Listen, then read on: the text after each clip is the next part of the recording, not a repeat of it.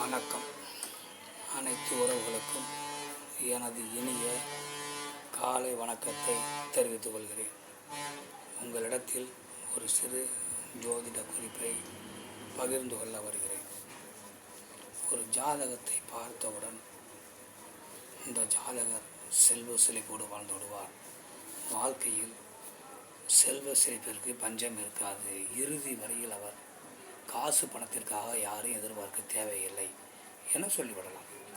அந்த அளவு ஏராளமான அமைப்புகள் இருக்கிறது. அதில் ஒரு அமைப்பை நாம் இப்பொழுது பார்ப்போம். சந்திர பகவான் எங்கு இருக்கிறார் என்று பாருங்கள்.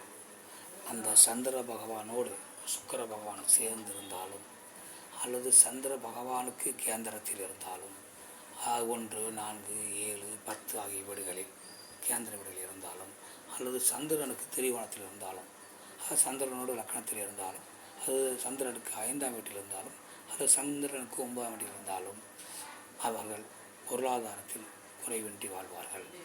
அதே நேரம் அந்த சந்திர பகவானுக்கு வீடு கொடுத்தவர்கள் ஆட்சி உச்சம் என்ற நிலையில் இருந்தால் சந்திரனும் வலுவாக இருப்பார்.